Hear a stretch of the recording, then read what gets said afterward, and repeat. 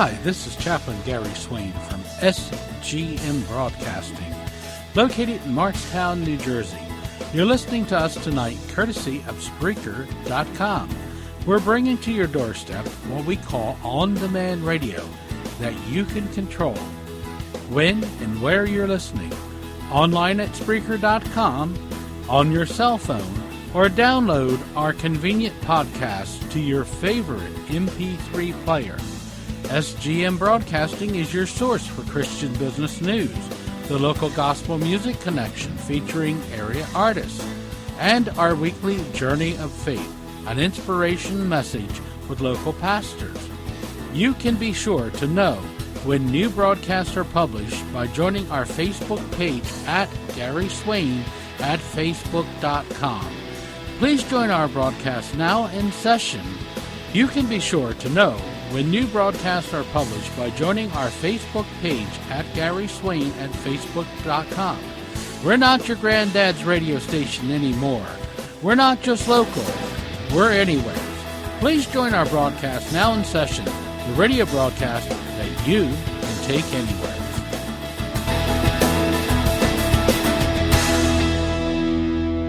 Good Saturday morning. This is your host of America Loves Coupons, Senior Chaplain Gary R. Swain, and sound engineer for WSGM Broadcasting, ROD, Radio on Demand. Our program is brought to you by America Loves Coupons, and please take a look on our website for savings at www.alcoupons.us. That was www.alcoupons.us. Our program name is Clipping Coupons South Jersey Style, where we discuss money savings ideas as well as interview South Jersey merchants who want to do business with you on a regular basis, and they're even willing to reward you for the business you give them. In addition, we tell you about merchants who have new coupon offers, as well as ways to save money, victory gardening, and even relationship. Our show tonight will cover Victory Gardening Part 5.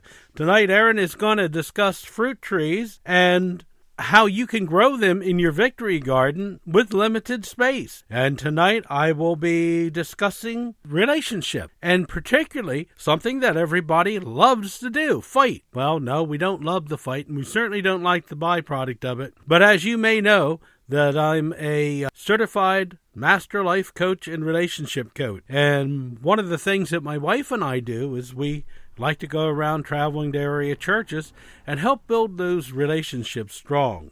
So we're going to be talking a little bit about that, as well as some new merchants that are participating and some new deals that are on our current merchant book.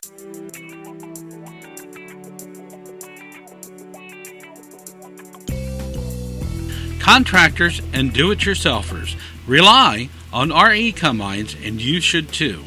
RE Combines is one of this area's oldest E.P. Henry authorized hardscaping distributors, with award-winning services such as on-site delivery, placement of products right where you need them, E.P. Henry do-it-yourself seminars, and contractor seminars too.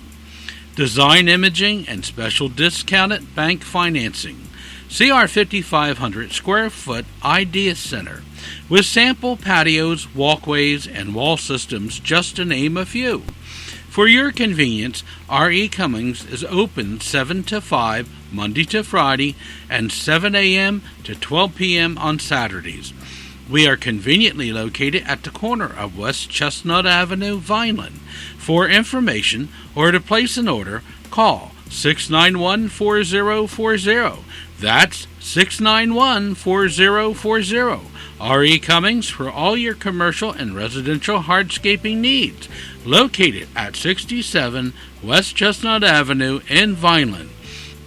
R.E. Cummings invites you to stop by and take a look at their hardscaping paradise. R.E. Cummings is also offering a complete line of cleaners and sealers to maintain the beauty of your hardscaping paradise. Stop in soon at R.E. Cummings, 67 West Chestnut Avenue in Vineland, or call 691-4040. That was 691-4040.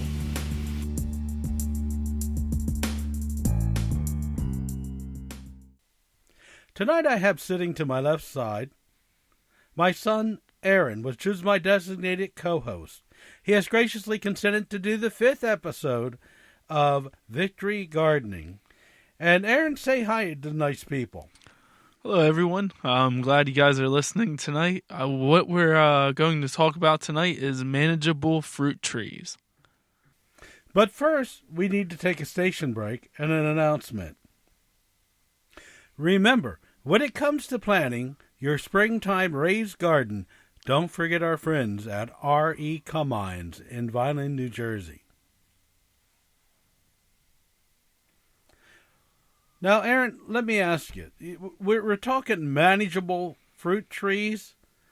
How does that apply to victory gardening? Because when I start thinking about I think about big fruit groves and all that. I know that it must have something to do with size, but can you clue us into what you mean by manageable fruit trees?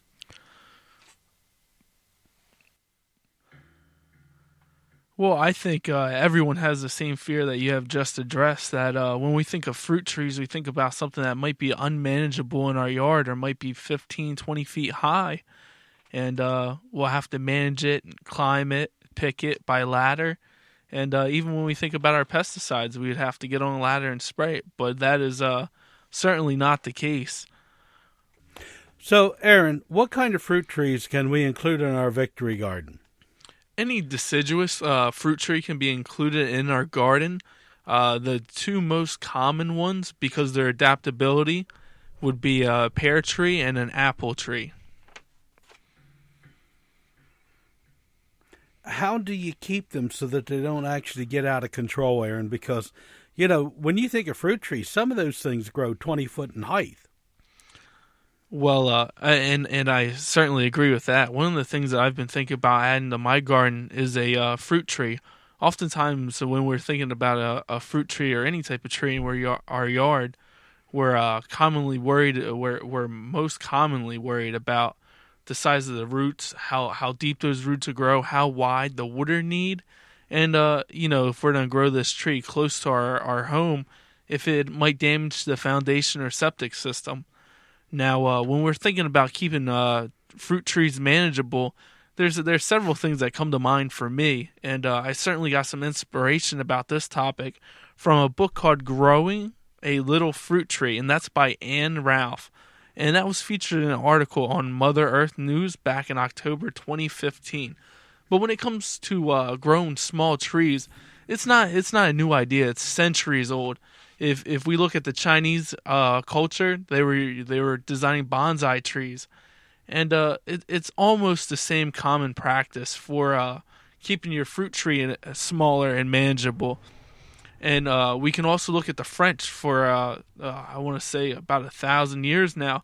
They've ran a certain design. It's called a espalier, and what it is the French learned to manage fig trees against walls of castles, against old farm walls, and along fencing as well. Now, there's several reasons they did that. With the fig tree, you have to worry about frost. So they would put it up against a big building wall that would retain heat throughout the night into the early morning, and keep that fig tree from being damaged by frost. And when we look at how to manage that fruit tree, keep it small, that's what we're looking at. Now, if we were to go into a store, we can purchase a semi-dwarf or a dwarf fruit tree. Now, what makes that a semi-dwarf or dwarf fruit tree is the way that they manage the root stock. So they'll grab root stock from smaller trees. Now, the problem with just going out and picking any type of semi-dwarf is a semi-dwarf, all it means is that it's smaller than an average size fruit tree. So you might still get a fruit tree that's between 15 and 20 feet. Now, with some of the practices that was already mentioned, how we can keep that fruit tree small is by trimming, the way we prune our tree. So ideally what you'd get a bare root stock when it's dormant during the winter. You want to make your major cuts during the winter. That's so you don't damage the tree. If you do it during the middle of the growing season, it's gonna shock that tree and kill that tree. So you want to look for a bare root tree. It's most likely going to be 5-6 feet long, and you want it around the thickness of your thumb.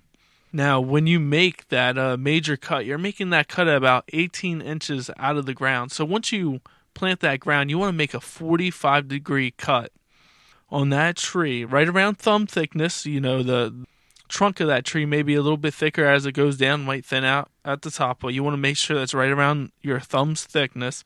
And you're going to make that 45 cut close, very close to the bud of the tree. And the reason you're doing that next to a bud is you're growing out your limbs. You're growing out the structure for your tree. And if you make that trimming cut right next to a bud, what you'll get is a natural looking tree. So you'll have your limbs, which they also refer to as scaffolding of your tree. You want to go for 3 or 4 major limbs for that tree. And that top limb, you want to cut right at the bud, 45 degree, not cutting into the bud, but as close to it as you can.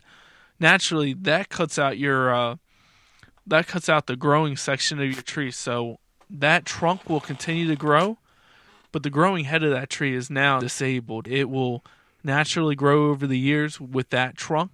But what you're looking at, once you've made a cut and a decision like that, you're looking at a tree that's an average 5 to 6 foot tall. Why that's beneficial to you over seeking a semi-dwarf or dwarf tree is that you're building your root stock. You're going to have a much larger root. That root's going to be adapted for your area, and you know that root's going to support your tree. Now, in return for that root supporting your tree, you're going to have to make some decisions the first couple years as to how many fruit you allow to grow on it. You're also going to want to control your branches around a 45-degree angle. And you can do that in several ways. Some ways is by actually weighting down the limbs, which is actually a bonsai and a espalier method. You want to weight down the branch till you get to about that 45-degree angle and allow it to grow naturally. The decisions you make within the first 4 years is how your tree's going to shape out. Now, as it's grown, there's going to be additional buds for limbs and fruit buds. You want to allow most of the fruit buds to grow, ideally on a 3 to 4 year old tree, cut and managed the way that we're talking about, cutting and managing it. You can look at 70 to 80 full-size apples on that tree. So any other fruit buds that may bud, you want to go ahead and pick them off, or any other fruits that are starting to fruit.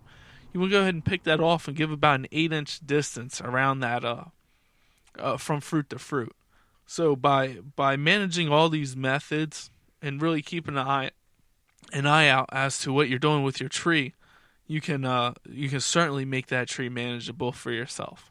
Now, Aaron, how much space is actually required? How many trees should you plant in a given space? We started out the victory gardening by talking about a 4x8 victory garden, or maybe a couple 4x8 victory gardens. But now we're talking about adding trees to what we're doing. We discussed last week a healing garden. So now we're up to probably 3 4x8 gardens. Can we do a 4x8 garden with our trees? Or what size, how much space is required? And how many trees should we plant? The space required by a tree, they usually, if you're planting it close to your house, it can almost be used as landscaping. But what you want to keep in mind is ideally you want to keep that tree 6 to 8 feet away from your house. That's going to be the diameter of your roots reaching out. So 6, 8, 10 feet away from your home, definitely a safe range. In between fruit trees, you want 5 to 10 feet in the manner that you're growing it. Now remember, as you are growing these trees, you have the option to select which limbs grow which way, your branches, your scaffolding for the tree. So if you see that one tree might go into the range of another tree and compete, then you can certainly cut out that limb and manage these trees much closer than you would typically see it. But on average, it's 10 foot. You want 10 foot in between trees. So as far as in your garden, I wouldn't suggest a raised bed with the tree, because this tree you're looking at long term, and I forgot to mention this with semi-dwarf varieties, but the lifetime's much shorter because of the way the rootstocks graft